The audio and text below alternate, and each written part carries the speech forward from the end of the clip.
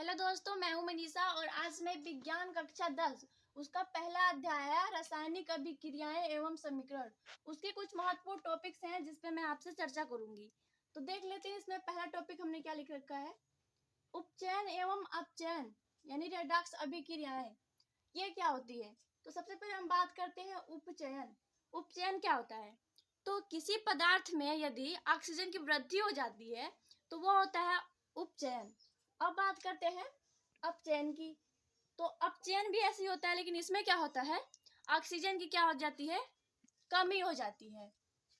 तो उपचयन में ऑक्सीजन की वृद्धि होगी और अपचयन में ऑक्सीजन की कमी हो जाएगी। तो इसे हम क्या कहते हैं, रेडॉक्स अभिक्रियाएं या उपचयन एवं अपचयन अभिक्रियाएं। तो इसका एक एग्जांपल से समझते हैं। जैसे यहाँ पे है कॉपर ऑक्साइड प्लस हाइड्रोजन। तो जब इसमें देखते हैं क्या है, यहाँ पे कॉपर ऑक्साइड है, तो यहाँ जब मिलके बनाते हैं तो क्या बताता है, कॉपर प्लस H2O। अब यहाँ पे ध्यान से देखिए दोस्तों, यहाँ पे जो कॉपर ऑक्साइड था इसमें क्या हुआ है, ऑक्सीजन की कमी हुई है।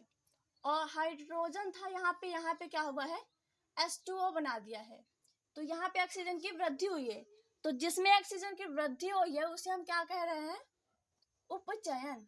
ऑक्सीजन की जिसमें वृद्धि हुई और जिसमें कमी हुई उसे क्या कहेंगे, अपचयन।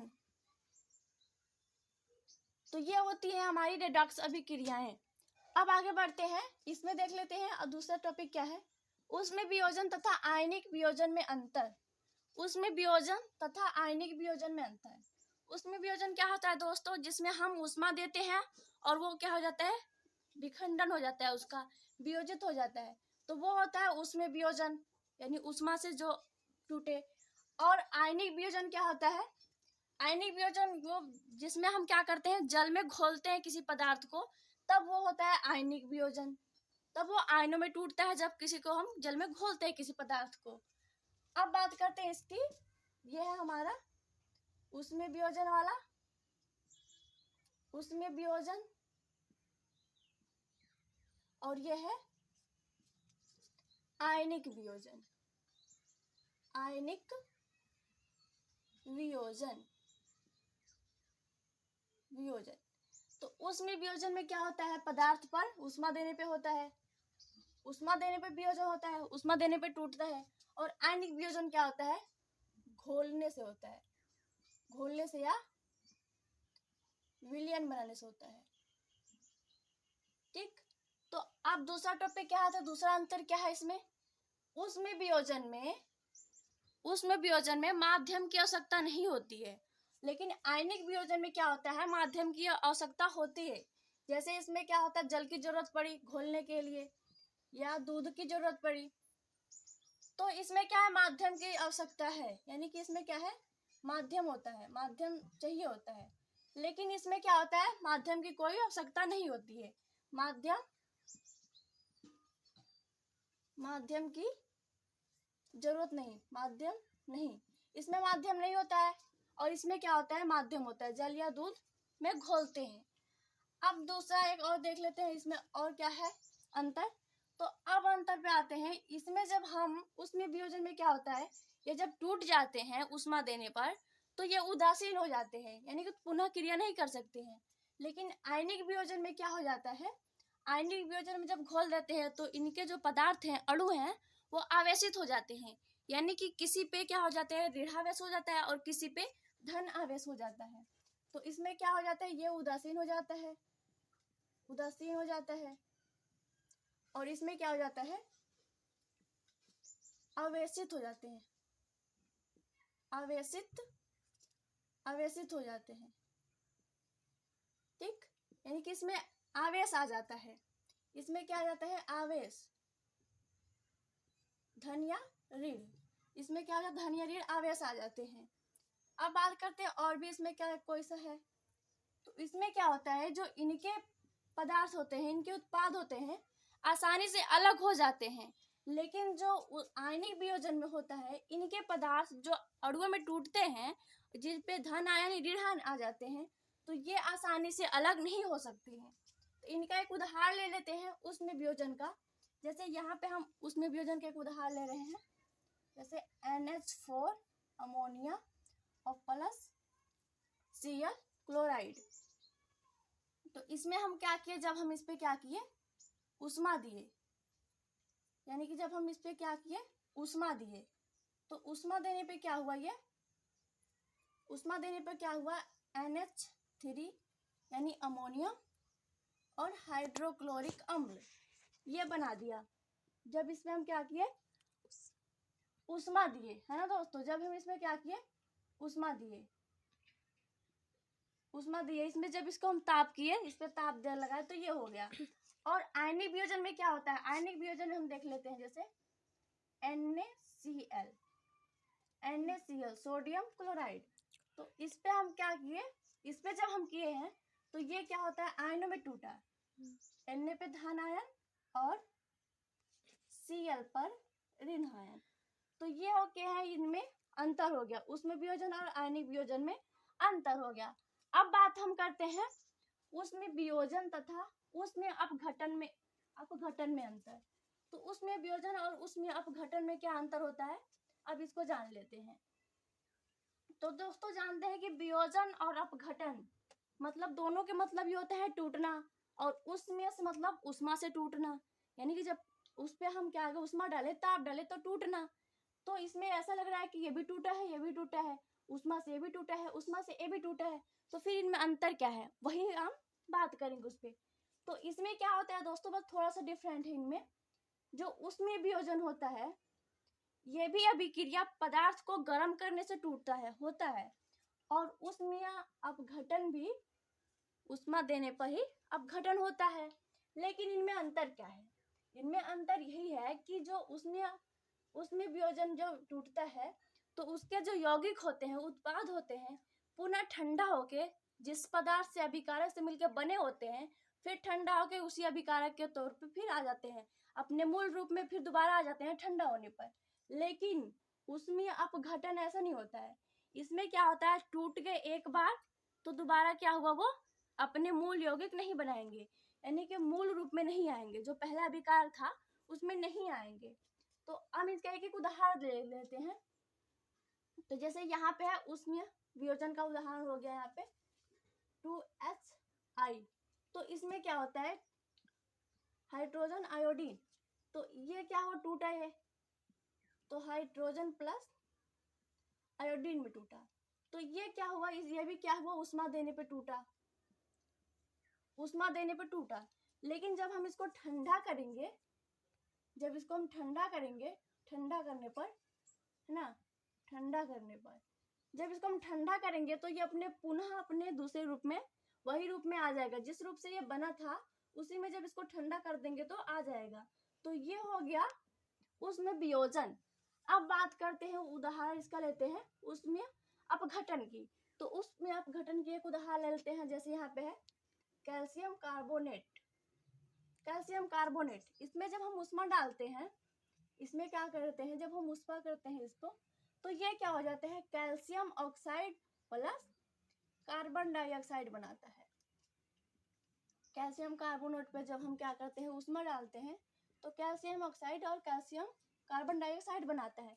लेकिन ये क्या करता है, ये जब ठंडा होता है या कुछ भी होता है, लेकिन ये अपना पुनः यौगिक नहीं बनाता है, जो अभिकारक इसके थे उसके रूप में ये नहीं आता है। बस इसमें थोड़ा सा बस यही डिफरेंट है, ये पुनः अपने यौगिक बना लेगा ठंडा होके, और ये ठंडा यौगिक नहीं बनाएगा। अब हम बात करते हैं अगला टॉपिक क्या है, ऊष्मीय श्वसन एवं उष्मा शोषी अभिक्रिया है। क्या दोस्तों, श्वसन एक उष्मा शोषी अभिक्रिया है। तो इसको हम जान लेते हैं, श्वसन एक उष्मा शोषी अभिक्रिया कैसे है। तो जब भी जीव वायुमंडल से ऑक्सीजन ग्रहण करते हैं, तो ऑक्सीजन जब ग्रहण करते हैं तो वही ऑक्सीजन हमारे रक्त में उपस्थित हीमोग्लोबिन से क्रिया कर लेता है, और हीमोग्लोबिन से क्रिया करके वो ऑक्सी हीमोग्लोबिन बनाता है।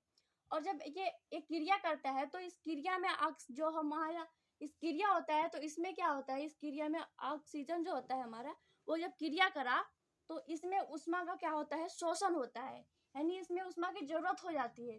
तो जब ये क्रिया करने के लिए उष्मा की जरूरत होती है, तो इसीलिए इस क्रिया को क्या कहते हैं, उष्मा शोषी अभिक्रिया, यानी इसीलिए श्वसन क्या है, एक उष्मा शोषी अभिक्रिया है। जैसे यहाँ पे क्या हुआ, सबसे पहले क्या, ऑक्सीजन क्या किया,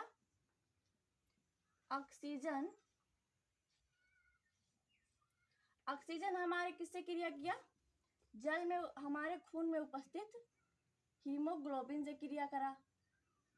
हीमोग्लोबिन से जब क्रिया कराया तो क्या बनाया है, हीमोग्लोबिन से क्रिया करने के बाद क्या बनाया, ऑक्सी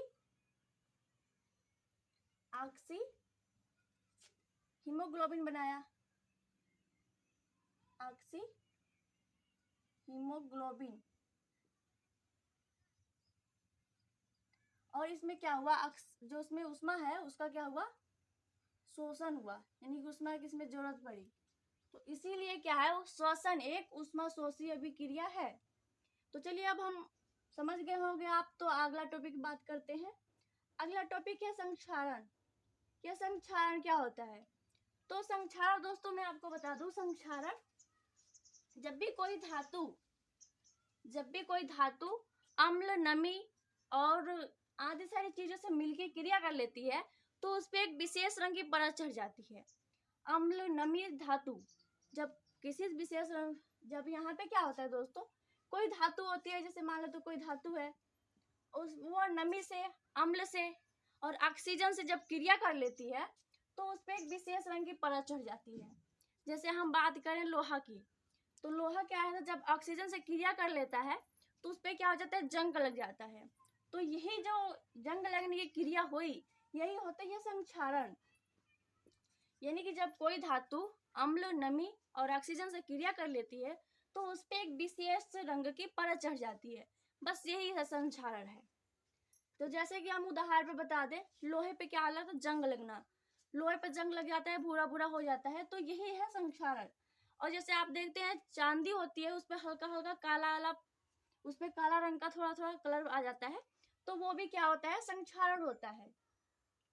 अब बात करते हैं संक्षारण से बचाव। इससे हम बचाव कैसे करें, जब संक्षारण होते तो चीजों को बचाव कैसे करें। तो संक्षारण से बचाव करने के लिए हम क्या करते हैं, या तो हम धातु पे क्या कर देते हैं, पेंट कर देते हैं। आप देखते होंगे कि लोहा वगैरह होते हैं, उन पे हम क्या कर देते हैं, पेंट कर देते हैं। पेंट इसलिए करते हैं ताकि उस पर क्या करे, वो ऑक्सीजन से क्रिया ना कर सके, नमी से क्रिया ना कर सके, वो संक्षारण ना हो जाए। तो इसीलिए हम क्या करते हैं, धातु पे पेंट कर देते हैं, या मिश्र धातु कर देते हैं। कोई धातु शुद्ध है, वो क्रिया कर सकती है, तो इसीलिए हम कोई अन्य धातु को मिला देते हैं उसमें, ताकि वह क्रिया ना कर ले। ठीक, तो अब एक और लगा देते हैं, एक और उदाहरण है, कोई धातु पे क्या करते हैं, कभी कभी हम ग्रीस लगा के, तेल लगा के उसको क्या करते हैं, सुरक्षित रखते हैं। तो संक्षारण से बचाव होने के ये कारण है। ऐसे हम संक्षारण को क्या कर सकते हैं, संक्षारण से बचाव कर सकते हैं। अब हम बात करते हैं विकृत गंधिता। है दोस्तों, बहुत ही इंटरेस्टिंग टॉपिक है ये, विकृत गंधिता। अब ये विकृत गंधिता क्या होती है दोस्तों, जैसे कि हम सब जानते हैं कि किसी भी खाद्य पदार्थों को, जो हमारे भोजन होते हैं, इनको सुरक्षित लंबे समय तक सुरक्षित रखने के लिए हम क्या करते हैं, तेल या वसा का प्रयोग करते हैं। तो तेल या वसा का प्रयोग करते हैं तो उसमें क्या होता है, जब तेल का या वसा का उपचयन हो जाता है, उपचयन दोस्तों याद रखिए, हमने बताया था, उसमें क्या हो जाता है, ऑक्सीजन की वृद्धि हो जाती है।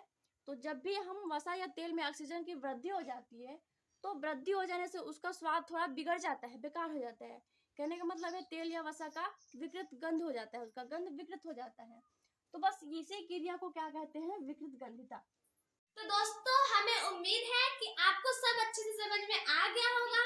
यदि आपका फिर भी कोई प्रश्न होगा तो कमेंट बॉक्स में जरूर बताइएगा। धन्यवाद। यदि आप यूपी बोर्ड कक्षा 10वीं में गणित और विज्ञान की तैयारी करना चाहते हैं तो आप हमारे YouTube channel Manisha SK study hub 4.0 पर जाकर देख सकते हैं। दोस्तों यदि आप कक्षा 1 से 8 तक के स्टूडेंट हैं तो आप हमारे YouTube channel SK study hub पर जाकर देख सकते हैं। धन्यवाद। यदि आप यूपी बोर्ड 12 के स्टूडेंट हैं और यदि आपको हिंदी, अंग्रेजी और नागरिक साथ ही भूगोल विषय की तैयारी करनी है तो आप आरती एसके स्टडी हब 3.0 पे जाके देख सकते हैं। तो दोस्तों यदि आपको यूपी बोर्ड 10वीं में इंग्लिश, हिंदी और सामाजिक विज्ञान की तैयारी करनी है तो आप हमारे YouTube channel SK Study Hub 2.0 पर जाकर विजिट कर सकते हैं। Thank you. तो दोस्तों हमारे वीडियो को लाइक, कमेंट, शेयर